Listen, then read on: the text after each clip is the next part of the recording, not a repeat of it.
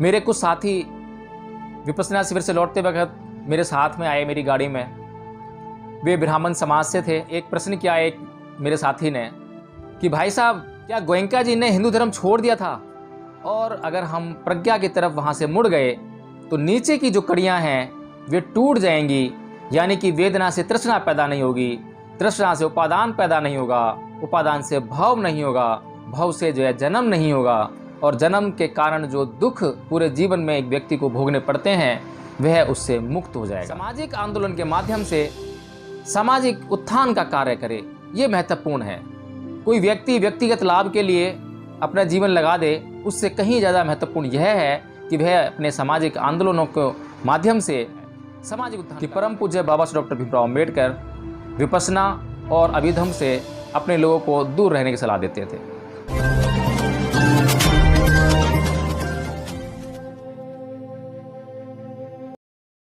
जय भीम, नमो बुद्ध। साथियों, यह वीडियो मेरे वे साथी भी देख रहे होंगे जो लोग मेरे साथ में इस विपश्यना शिविर में शामिल हुए और इस विपश्यना शिविर को उन्होंने सफलतापूर्वक पूरा किया। और हो सकता है कि मेरे कुछ साथियों को मेरा यह संबोधन जय भीम नमो बुद्धाय का शायद पसंद ना आए, क्योंकि वे किसी न किसी पूर्वाग्रह से ग्रस्त हो सकते हैं। लेकिन उनके लिए एक बहुत ही सुविधाजनक बात यह है कि उन्होंने 10 दिन के जो इस विपश्यना शिविर में जो सीखा, वो सबसे महत्वपूर्ण बात समता की बात है। समता की जो भावना है उसमें उपदिष्ट होकर सोचने, विचारने और व्यवहार में लाने की बात। अगर मेरे साथी जो इस शिविर में थे वो समता के भाव में रहकर मेरे इस संबोधन को सुनेंगे तो उन्हें इस संबोधन से किसी भी प्रकार की घृणा या इरिटेशन नहीं होगी, मुझे इस बात की पूरी उम्मीद है। और जो उनके पूर्वाग्रह हैं वे उन पूर्वाग्रहों से हटकर अपनी सोच को एक नया आयाम देंगे और उसमें नयापन लाने का प्रयास करेंगे, जानने का प्रयास करेंगे कि आखिर यह संबोधन क्यों मैं करता हूँ या इसके पीछे क्या कारण है।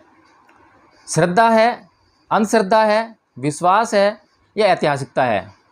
तो साथियों, मैं ये उम्मीद करता हूँ कि मेरे ये साथी इन सभी बातों पर विचार करके मेरा यह संबोधन सहर्ष स्वीकार करेंगे। साथियों, इसके अलावा मैं यह चर्चा करना चाहता हूँ, जो हमारा यह विपश्यना का शिविर समाप्त हुआ और ये जो 10 दिन तक हमने इस विपश्यना के शिविर में क्या खोया, क्या पाया। हमने अपना जो गृहस्थ जीवन था, इस संसार का जो जीवन था, उसको छोड़कर बिल्कुल एक भिक्षु का जीवन हमने जिया। 10 दिन तक पूरी तरह से शीलों पर स्थापित रहे, शीलों का आचरण किया और इस शिविर को हमने पूरी तरह से सफलतापूर्वक कंप्लीट किया। इस शिविर को कंप्लीट करने के बाद मुझे कुछ बातों का एहसास हुआ। पहली बात तो यह है कि कभी भी हम लोग अगर थ्योरी में पारंगत होने के पहले ही हम किसी भी बात की जो थ्योरी है, जो सिद्धांत है, उसका अगर हमें पता नहीं है और सीधे हम प्रैक्टिकल करने जाते हैं तो वहाँ उस प्रैक्टिकल का इतना लाभ हमें नहीं मिल पाता, या फिर उस वक्त तो हमें लाभ मिल सकता है लेकिन उसके बाद वह बातें हमारे दिमाग से गायब हो जाती हैं। मैं यह बात इसलिए कह रहा हूँ क्योंकि मेरे बहुत सारे साथी विपश्यना शिविर में गए, विपश्यना करके आए, और मेरे कई साथी तो कई विपश्यना शिविर कर चुके हैं और उन्होंने मुझे बार बार इस बात के लिए फोर्स किया कि मैं भी विपश्यना करके आऊँ। और विपश्यना के बारे में मैं बहुत पहले से जानता हूँ। मैंने अपनी पत्नी को 2016 में ही जयपुर के धम्मथाली विपश्यना सेंटर से विपश्यना कराई थी, वहाँ उनको भेजा था और वे सफलतापूर्वक करके आई थी। तो मुझे इसका आभास तो है कि हाँ, विपश्यना जो विधि है वह बहुत ही महत्वपूर्ण है, हमारे जीवन में बहुत सहायक है। लेकिन मुझे बड़ा आश्चर्य तब हुआ जब मैं चौथे दिन गुरुजी सत्यनारायण गोयंका जी को मैं जब सुन रहा था। शाम को उनका जब प्रवचन होता है 1 घंटे का, तो जब मैं उसको सुन रहा था तो मेरे उत्साह का कहीं ठिकाना नहीं था। क्योंकि मैं जिस दिन विपश्यना सेंटर में गया तो विपश्यना सेंटर में दाखिल होते समय मैंने एक वीडियो बनाया था और उसको अपने यूट्यूब चैनल पर प्रकाशित भी करवाया था। साथियों, उसमें मैंने जो बातें कहीं, इस पूरे विपश्यना शिविर में वे बातें ही इस शिविर का आधार थी। यानी कि प्रतीत्य समुत्पाद का जो सिद्धांत है वो इस शिविर का आधार रही। लेकिन मुझे ताज्जुब यह हुआ कि मेरे इतने सारे साथी विपश्यना करके आए, सालों साल से विपश्यना कर रहे हैं, कितने अनेकों अनेक विपश्यना शिविर में वे जाकर सफलतापूर्वक अपना प्रयास कर चुके हैं, लेकिन किसी ने मुझे यह नहीं बताया कि यह जो विपश्यना का सिद्धांत है यह पूरी तरह से बुद्ध के द्वारा प्रतिपादित प्रतीत्य समुत्पाद, पाली में कहें तो पटिच्च समुपाद और इंग्लिश में कहें तो डिपेंडेंट ओरिजिनेशन पर आधारित है। इस सिद्धांत के हिसाब से जब बुद्ध को ज्ञान प्राप्त हुआ तब उन्होंने यह बात कही कि अविद्या पच्चया संखारा, संखारा पच्चया विज्ञान, विज्ञान पच्चया नाम रूप, नाम रूप पच्चया क्षणायतन, क्षणायतन पच्चया फस्सो, फस्स पच्चया वेदना, वेदना पच्चया तढ़ा, तढ़ा पच्चया उपादान, उपादान पच्चया भव, भव पच्चया जाति, जाति पच्चया जरा मरण। तो साथियों, जब यह बात मैंने अपने एमए के अभी पाठ्यक्रम में, क्योंकि मैं बुद्धिस्ट स्टडीज़ से एमए कर रहा हूँ दिल्ली यूनिवर्सिटी से, जब मैंने प्रथम वर्ष में ही पहले ही सेमेस्टर में जब यह पढ़ा तो ये बात इतनी महत्वपूर्ण है कि मैंने इसको कंठस्थ कर लिया। और मुझे कंठस्थ करने में ज़्यादा समय नहीं लगा, क्योंकि मैं पहले से ही पाली भाषा में जिज्ञासु रहा हूँ। धम्पद पर भी मैं काफ़ी अच्छी तरह से, उनके जो पद हैं धम्पद के, वो मुझे काफ़ी बात याद हैं। तो काफ़ी अच्छी पकड़ सी मुझे महसूस होती है पाली में, इतनी असुविधा मुझे महसूस नहीं होती है। तो बहुत जल्दी ही मुझे ये प्रतीत्य समुत्पाद का जो सिद्धांत है ये भी याद हो गया, इसको मैंने जान लिया, इसको मैंने समझ लिया। लेकिन मुझे इसमें एक चीज़ बार बार समझ में नहीं आ रही थी। मैंने अपने प्रोफेसर, माननीय प्रोफेसर S.K. पांडे जी से, जो कि बहुत अच्छे विद्वान पंडित हैं, उनसे भी जानना चाहा। उन्होंने मुझे बताया भी, उन्होंने मेरी शंका का समाधान किया, लेकिन फिर भी मैं कहीं न कहीं उसको अच्छी तरह से समझ नहीं पाया। लेकिन इस सिद्धांत में जो संखार नाम की जो चीज़ है, जो तत्व है, उसको मैं गुरु सत्यनारायण गोयनका जी के माध्यम से बहुत अच्छी तरह से, बेहतरीन तरीके से समझ गया। और चूँकि मुझे यह नियम पहले से ही मालूम था, तो ज्यों-ज्यों सत्यनारायण गोयनका जी कोई भी नियम बताते थे तो उसको फॉलो करने में मुझे ज़रा सी भी असुविधा महसूस नहीं होती थी और बहुत जल्दी से उसको मैं कवर अप कर लेता था। और इतना ही नहीं, जब सत्यनारायण गोयनका जी अंतिम दिन जब शिविर का समापन हो रहा था तो उन्होंने एक बात कही कि बार बार शिविर में आकर विपश्यना करने की आवश्यकता नहीं है, आप घर पर रहकर भी इसका लाभ उठा सकते हैं। इसके अलावा आप जो गुरुजी ने जो प्रयास किए हैं, जगह जगह विपश्यना सेंटर खोले हैं, वे काफ़ी नहीं है इस विद्या का प्रचार करने के लिए। हर एक विपस्सी जो शिविर से सफलतापूर्वक अपना शिविर समाप्त करता है और उसके बाद संसार में जाता है, तो उसका यह कर्तव्य होना चाहिए कि वह भी अपने आसपास जहाँ संभव हो सके वहाँ ऐसे शिविरों का आयोजन करे। हो सके तो 10 दिन का शिविर लगाए, 10 दिन का ना लगे तो 8 दिन का लगाए, 7 दिन का लगाए, 5 दिन का लगाए, 2 दिन का लगाए, 1 दिन का लगाए, 6 घंटे का लगाए, 2 घंटे का लगाए। लेकिन अगर यह शिविर जगह जगह लगेंगे तो इस विद्या का जो फ़ायदा है वह बहुत बड़े वर्ग तक पहुंच पाएगा। तो इसके बाद मुझे एक बात और समझ में आई कि बहुत से लोग बार बार विपश्यना केंद्र जाते हैं, लेकिन उनके जीवन में शायद कुछ थोड़ा बहुत फ़र्क नज़र आता हो उनको, क्योंकि जैसे ही हम विपश्यना सेंटर जाते हैं तो वहाँ हमें आर्य मौन का पालन करने के लिए सख्त निर्देश दिए जाते हैं। और आर्य मौन का पालन करते हुए जब हमें 9 दिन गुजर जाते हैं, जब हम बिल्कुल बोलते नहीं हैं, तो एक गंभीर शांति हमारे भीतर बैठ जाती है। और इस गंभीर शांति को वे लोग जो विपश्यना करने जाते हैं, वे जब संसारिक जीवन में वापस लौट के आते हैं तो वे कोई 1 दिन, कोई 2 दिन, कोई 4 दिन उसको महसूस करता है। कोई तेज़ बोलने वाला होता है तो वह बिल्कुल शांत हो जाता है। जब तक उसके अंदर इस विपश्यना शिविर का प्रभाव रहता है तब तक वह ज़ोर से नहीं बोलता है, चिल्लाता नहीं है, उसके अंदर एक गंभीरता आ जाती है। तो ये कुछ चमत्कारिक बात को समझ के जो है कुछ लोग जो है बार बार विपश्यना केंद्र जाते हैं। लेकिन मेरा उन लोगों से यह कहना है कि बार बार बिना उद्देश्य के और अपने व्यक्तिगत लाभ के लिए आप 10 दिन के लिए आप जो है शिविर में जाते हैं, यह ज़्यादा उचित नहीं है। और विशेष रूप से भिक्षु के लिए तो मैं ये समझता हूँ कि जो अच्छी तरह से थ्योरी को जानता है और वहाँ पर अगर प्रैक्टिकल करने जा रहा है सिर्फ इसलिए कि उसको जो है वहाँ सारा माहौल मिलेगा, बहुत गलत बात है। किसी भी भिक्षु को एक बार अगर विपश्यना होकर आ गया है, वहाँ की टेक्निक जो अगर उसे नहीं मालूम है और वह टेक्निक को समझ के आ गया है, तो वह जहाँ रहता है विहार में रहने का उनका कार्य है, विहार में रहते हैं, विहार में रह के उस टेक्निक को सुबह शाम पूरे दिन, उनके पास तो काम ही यही है कि वे पूरा दिन जो है उस विपश्यना को अपने जीवन में धारण करें, उसका स्वयं को लाभ दें और समाज को भी उस विद्या से लाभान्वित कराएं। लेकिन मैं देखता हूं कि बहुत सारे भिक्षु बार बार और कई बार विपश्यना जाकर जो है 10-10 दिन का समय गंवाने का काम करते हैं।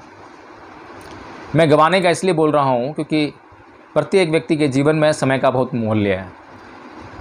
और इसी संदर्भ में मैं इस बात को परम पूज्य बाबा साहब डॉक्टर भीमराव अंबेडकर से भी जोड़ना चाहता हूँ।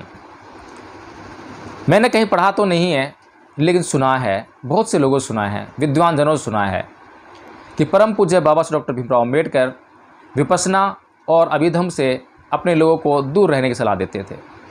और जब मैंने बुद्ध और उनका धम्म पढ़ा, ये जो प्रतीत्य समुत्पाद का नियम जब मैंने समझ लिया, इसको याद कर लिया, उसके बाद जब मैंने ये देखा, क्योंकि मैंने बुद्ध और उनका धम्म तो कई बार पढ़ा हुआ है, मुझे अच्छी तरह से पता है कि इस पुस्तक में कहाँ पर और क्या है, तो मैं उस चैप्टर को अच्छी तरह जानता हूँ जहाँ पे प्रतीत्य समुत्पाद का परम पूज्य बाबा डॉक्टर भीमराव अंबेडकर विश्लेषण करते हैं। लेकिन वे उस तरह से विश्लेषण नहीं करते हैं जिस तरीके से ये जो मैं बताई आपको 12 कड़ियाँ, वहाँ पर वो नहीं बताते हैं उसको जो है। कारण यही है कि वे जिस बात से प्रताड़ित हैं और जो उनके जीवन का उद्देश्य है उसको वे छोड़ना नहीं चाहते हैं। इसीलिए वे अपने समाज को यह निर्देश देते हैं, ये चाहते हैं अपने समाज से कि समाज सामाजिक आंदोलन के माध्यम से सामाजिक उत्थान का कार्य करे। ये महत्वपूर्ण है। कोई व्यक्ति व्यक्तिगत लाभ के लिए अपना जीवन लगा दे, उससे कहीं ज़्यादा महत्वपूर्ण यह है कि वह अपने सामाजिक आंदोलनों के माध्यम से सामाजिक उत्थान का कार्य करे। और उन्होंने धम्म प्रचार के लिए बहुत लंबी चौड़ी योजना भी प्रस्तुत की थी। लेकिन यह दुर्भाग्य का विषय है कि वे जब उन्होंने धर्म परिवर्तन किया 14 अक्टूबर सन 1956 को, तो उसके बाद ज़्यादा लंबे समय तक वे हमारे बीच नहीं रह सके और वे अपनी इस योजना को कार्यान्वित नहीं कर पाए, जिसका नुकसान पूरे देश को आज उठाना पड़ रहा है। तो साथियों, मैं अपने इस वीडियो के माध्यम से सिर्फ इतना ही कहना चाहता हूँ कि यह नियम बहुत अच्छा है और इस नियम को यदि आप याद करके, कंठस्थ करके विपश्यना शिविर में जाते हैं तो आप पूरे विपश्यना विधि को वहाँ से सीख कर आएंगे एक ही बार में, और आप इस योग्य हो जाएंगे कि आप भी कहीं पर भी गुरुजी के सानिध्य में, गुरुजी के वीडियोज़ हैं उनका साथ लेते हुए, उनका सहयोग लेते हुए, उनकी सहायता से आप कहीं भी शिविर का आयोजन कर सकते हैं। और विपश्यना में 2-3 बातें बड़ी प्रमुख हैं जिनको मैं यहाँ पे आप लोगों से चर्चा करना चाहता हूँ। पहली बात तो मैंने आपको बता दी कि प्रतीत्य समुत्पाद के नियम पर आधारित है पूरा यह विपश्यना का जो विधि है। इसके अलावा इसमें सब संखारा अनिच्यति, सभी संखार यानी कि संस्कार अनित्य हैं। इसी बात पर फोकस करते हुए बुद्ध ने अपने अंतिम समय में भिक्षुओं को यह संदेश दिया था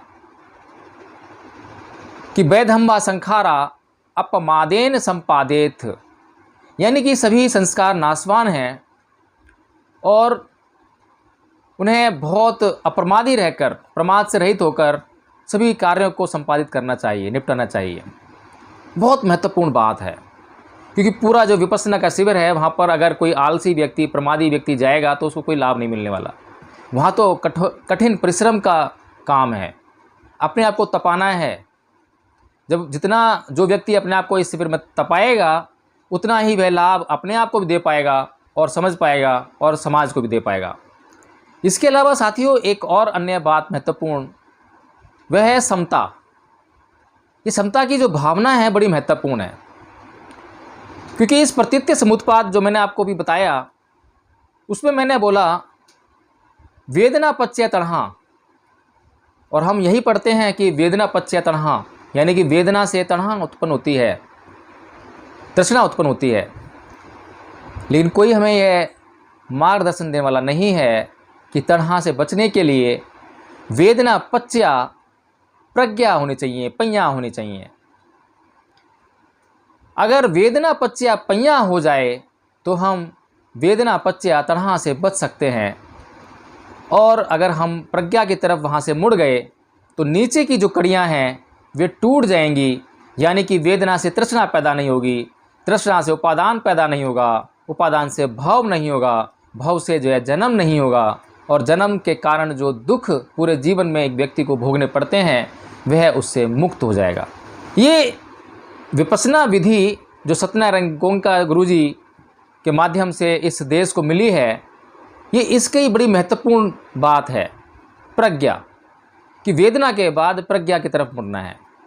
और प्रज्ञा 3 प्रकार की होती, सुतमयी प्रज्ञा, चिंतनमयी प्रज्ञा, भावनामयी प्रज्ञा। सुतमयी प्रज्ञा यानी कि ज्ञान। तो ज्ञान कितने तरह का होता है मैं कई वीडियो में बता चुका हूँ आपको, जो है कि जो सुतमयी प्रज्ञा है उसका मतलब यह है कि हमने किसी से सुन लिया, कहीं से पढ़ लिया, ऐसी जानकारी, ऐसा ज्ञान। दूसरी है चिंतनमयी प्रज्ञा, यानी कि पढ़ लिया, सुन लिया, देख लिया, उसके बाद चिंतन कर लिया उस पर, तो वह ज्ञान। तीसरी है भावनामयी प्रज्ञा, पढ़ लिया, देख लिया, सुन लिया, चिंतन कर लिया, फिर उसको व्यवहार में उतार लिया, और व्यवहार में उतारने के बाद उसके परिणामों को हमने देख लिया, जांच लिया। तो जो भावनामयी प्रज्ञा है ये विशेष फलदायी है, और विपश्यना शिविर का मुख्य जोर इसी प्रज्ञा पर है, भावनामयी प्रज्ञा पर। प्रैक्टिकल कराते हैं सीधा। और गुरुजी कभी यह नहीं बोलते कि आप पहले यह प्रतीत्य समुत्पाद का नियम याद कर लो या यह याद करके आओ। उनका पूरा जोर इस बात पर है कि सीधे आओ, प्रैक्टिकल करो, खुद जान जाओ। किसी ने क्या कहा, किसी भी बात को मानने की आवश्यकता नहीं है। जैसा कि बुद्ध ने भी कहा था, कलामों को जब संदेश दिया था कि किसी भी बात को इसलिए मत मानो कि वह परंपरा से आ रही है, धर्म ग्रंथों से आ रही है, ईश्वर द्वारा प्रदत्त है, विद्वानों द्वारा कही गई है, या फिर आकर्षक है, आकार से प्रकार से सुंदर है, वह मन को लुभाती है।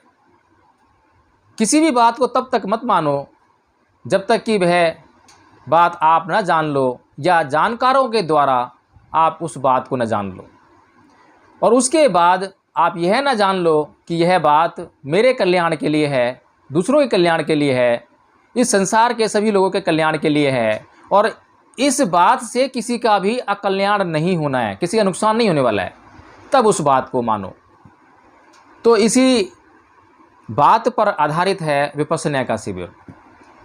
उसके बाद अंत में मैत्री भावना की जो पद्धति इस शिविर में हमें दिखाई देती है वो बड़ी महत्वपूर्ण है, क्योंकि मैत्री भावना एक पॉजिटिव एनर्जी है हमारे अंदर, और जब कोई भी व्यक्ति उस पॉजिटिव एनर्जी से भर जाता है तो उसके सारे दुश्मन समाप्त हो जाते हैं।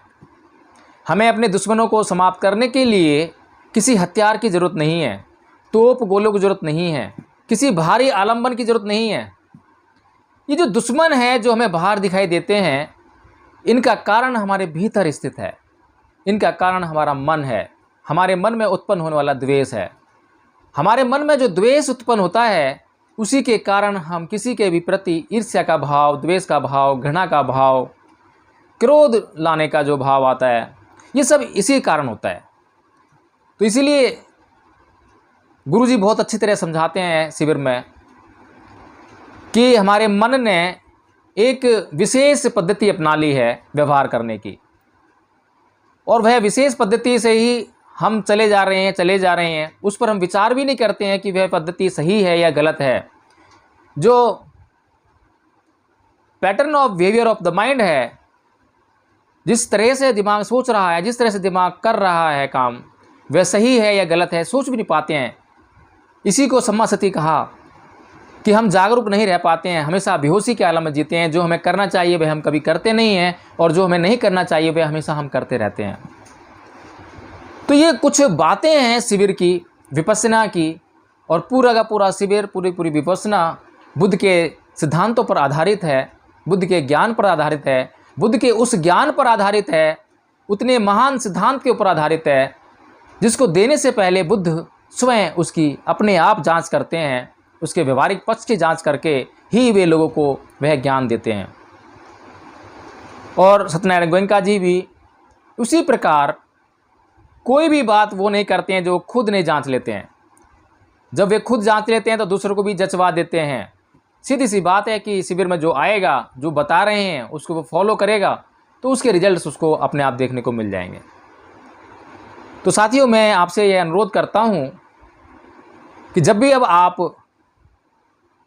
शिविर में जाएं तो उससे पहले ये जो 3-4 बातें हैं, प्रतीत्य समुत्पाद का नियम, उसको ध्यान से समझ लें, जान जाएं, उसको याद कर लें। उसके अलावा संखार को ज़रूर समझ लें, और संखार अनित्य है। समता की भावना, क्योंकि समता की भावना जब तक आपके अंदर नहीं बैठेगी तो जो वेदना है, सुख वेदना, दुख वेदना, ना सुख वेदना ना दुख वेदना, इन तीनों प्रकार की वेदनाओं के जो जाल में आप फंसते नजर आएंगे। और अगर आपके भीतर समता स्थापित हो जाएगी, आप समता में जाने के काबिल हो जाएंगे, कभी भी आप समता में एंटर कर जाएं, इस योग्य हो जाएंगे, तो आप इस वेदना से बच जाएंगे और आपकी वेदना प्रज्ञा में बदल जाएगी। तो इन बातों को आपको ध्यान में रखकर ही अब विपस्सना सेंटर जाना चाहिए। तब आपको जो है न केवल अपने लिए लाभ मिलेगा, फिर आप कहीं पर भी अपने गली में, मोहल्ले में, कहीं स्कूल में, कहीं भी जहां आपको स्थान मिलता हो, जहां सुविधा होती हो, जहां आपका आयोजन हो सके, वहां आप लोगों को भी यह विद्या सिखा सकते हैं। क्योंकि हम थियोरेटिकली साउंड नहीं होते हैं, तो हम जो है सिर्फ महसूस करके आ जाते हैं कि हाँ बहुत अच्छा था, बहुत अच्छा था। ये बहुत अच्छा तो मैंने लगभग सैकड़ों लोगों से सुना होगा कि हाँ बहुत अच्छी विद्या है, बहुत बहुत आनंद आता है, बहुत सुधार होता है, बिल्कुल सुधर जाता है। ये तो मैंने बहुत सुना, लेकिन उसका जो थियोरेटिकल जो एस्पेक्ट है उसको कोई नहीं छू पाता, उसको कोई भी पूरे डिस्क्राइब नहीं कर पाता कि किस तरीके से है, क्या है आनापान सती। आनापान सती में कैसी जो है 2-3 प्रक्रियाओं को से गुजर कर जो कॉन्सेंट्रेशन है माइंड का, उसको कैसे बहुत सूक्ष्म किया जाता है, और उसको सूक्ष्म करने के बाद शरीर की जितनी भी संवेदनाएं हैं उन तक पहुंचाया जाता है। ये पूरी जो प्रक्रिया है इसको कोई भी अच्छी तरह समझकर आके नहीं बताता है। और अधिकतर लोग मैंने यही कहते सुने हैं कि खुद जाकर देखो, हमारे बताने से कुछ नहीं होगा। शायद उसके पीछे कारण भी रहता है कि हम पहले से तैयारी करके नहीं जाते हैं। मैं यह इसलिए बता रहा हूँ ताकि आपको शिविर का अधिकतम लाभ हो सके। अगर आप इन तैयारियों के साथ जाएंगे, इन बातों को समझकर जाएंगे, तो आपको निश्चित तौर पर विपस्सना का कई गुना लाभ अधिक होगा। मेरे कुछ साथी विपस्सना शिविर से लौटते वक्त मेरे साथ में आए मेरी गाड़ी में, वे ब्राह्मण समाज से थे। एक प्रश्न किया एक मेरे साथी ने कि भाई साहब, क्या गोयनका जी ने हिंदू धर्म छोड़ दिया था? तब मैं उनको क्या उत्तर देता, क्योंकि किसी भी व्यक्ति से अगर उसके परंपरागत उसकी जो सोच है उसके खिलाफ कुछ भी बात कहेंगे तो उसको सीधी सी बात है अच्छा नहीं लगेगा, शायद कुछ द्वेष भी हो जाए। तो मैंने सिर्फ एक ही बात कही कि नत्थी में शरणं अय्यं बुद्धो में शरणं वरं एतेन सच्चवज्जेन होतु में जय मंगलम। मैंने उनको बताया कि जब हम हर रोज़ सुबह साधना करते थे 4:30 बजे उठकर, तो 6 बजे यानी कि 6 बजे से लेकर 6:30 बजे तक गुरुजी जो हैं प्रार्थना किया करते थे। उस प्रार्थना में हर रोज़ जो है ये 3 वाक्य बोला करते थे कि नत्थी में शरणं अय्यं बुद्धो में शरणं वरं।